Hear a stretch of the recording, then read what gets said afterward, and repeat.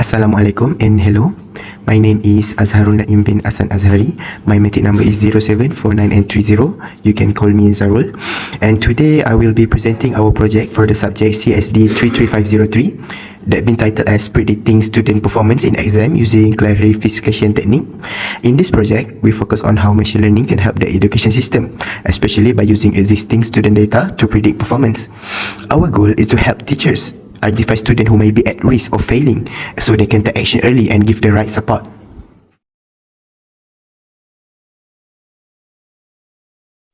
These days, school collect a lot of data such as how often the student attend the class, how much they student and how well they do in the test. But most of the time, this information is not used to its full potential. Using data mining, we can find pattern and relationship that are not always obvious to teachers. In this project, we apply classification technique to predict whatever a student is likely to pass or fail based on their behavior and academic data. This can really help school take a quick action before things get worse. To reach our goal, we test the three classification techniques that are commonly used in education data mining. The first is decision tree, random forest, and lastly is a knife bias. These models are all different in how they work. Some are more accurate, some are faster, and some are easier to understand. We compare all three by looking at their prediction accuracy, how fast they run, and how easy they are to interpret.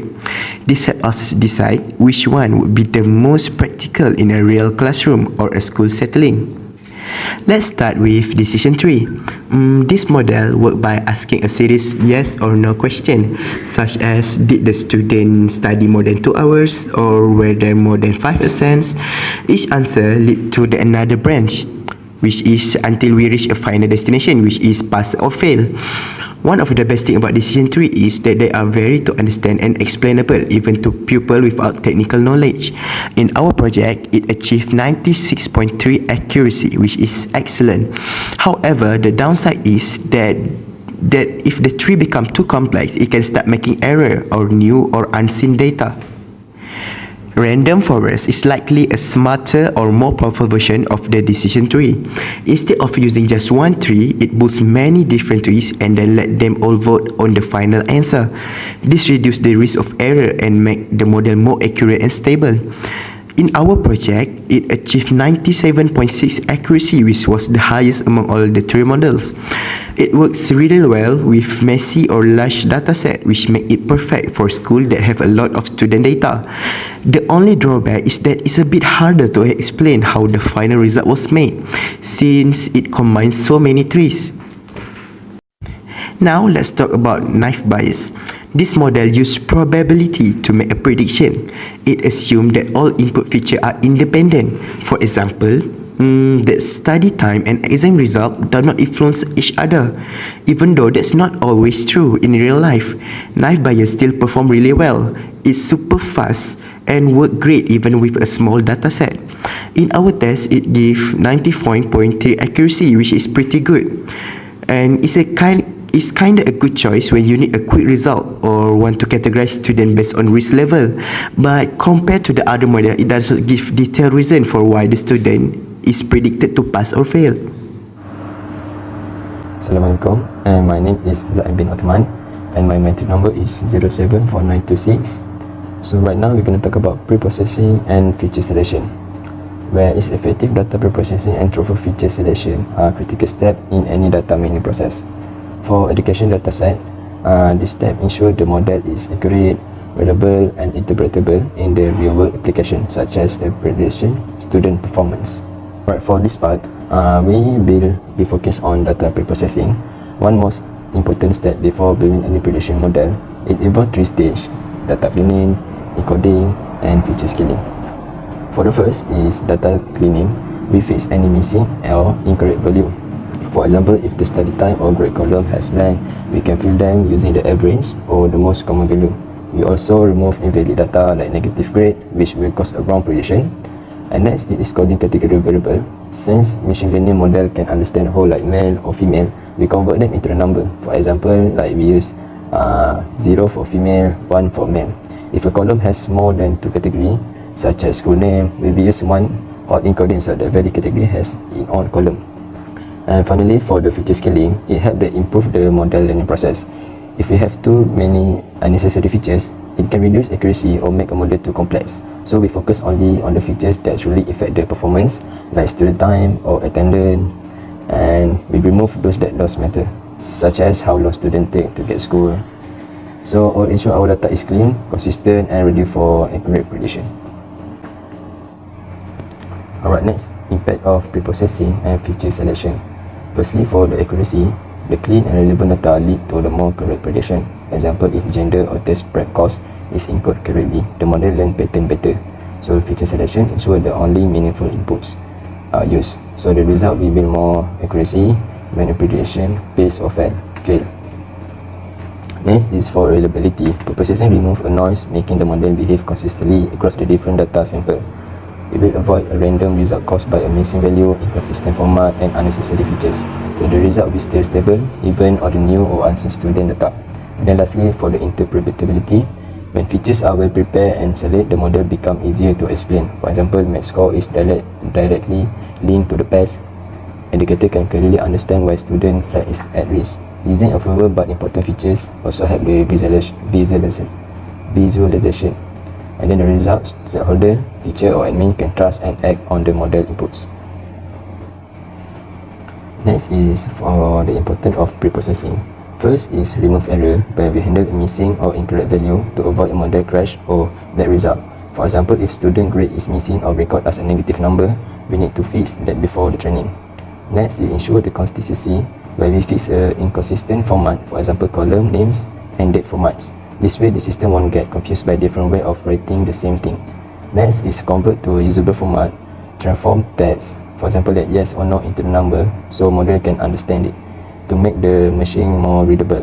In short, without preprocessing, our data will be messy and the model would learn properly. So this step is absolutely important. Next, important for a feature selection. So firstly is improve a model accuracy by focusing only on important variable like test score or preparation level. We remove a distraction from data that don't really affect the performance. Second is to avoid overfitting, where we reduce the noise and ignore unnecessary features, so the model become more general and perform better on the new data. And lastly is increase interpretability. That means it's easier for teacher, parent or admin to understand how the model came to a decision. With fewer, more meaningful features, we can explain the result more clearly. Okay, next, for the impact of preprocessing and feature selection. Firstly, for the accuracy, clean and relevant data lead to the more correct prediction. For example, if gender or test prep course is encoded correctly, the model learn pattern better. For the feature selection, ensure that only meaningful inputs are used. So the result, the model will be more high accuracy. Next, for the reliability, preprocessing remove the noise, making the model behave consistently across the different data sample. Avoid the random caused by the missing value, inconsistent format, and then unnecessary features. So the result prediction will still stable even on the new or unseen student data.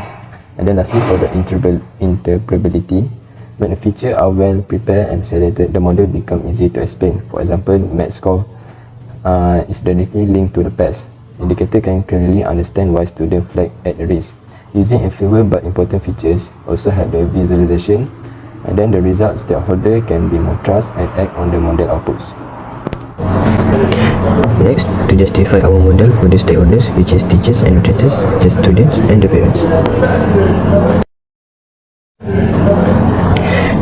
Here we will highlight 3 points, which is the use of interpretable model, share model performance metrics, and involve stakeholders in evaluation.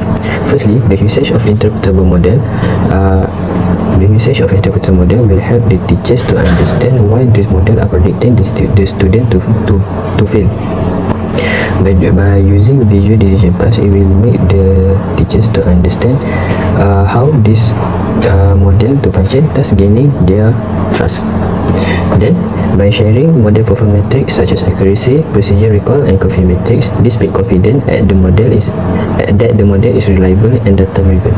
The involvement of stakeholders like teachers and academic advisors during testing will to validate results and give feedback, which will further improve the model to be better in. To encourage adoption, this model will not only give prediction, but it also can recommend action. For example, it will send alerts to tutors if a student is at risk, recommend remedial program for that particular student. This model can also be integrated into the existing system. Educators will be able to access this model through their existing e-learning system that they are currently using. Then, train the users. Conduct training session to staff to understand how to read the results and respond appropriately according to the situation. For ethical consideration, data privacy is play a huge factor in our ethical consideration. Student data must be stored securely and used only for approved academic purpose. Thus, we will use encryption where is possible. Then we also will use balanced and stable data set in order to avoid bias.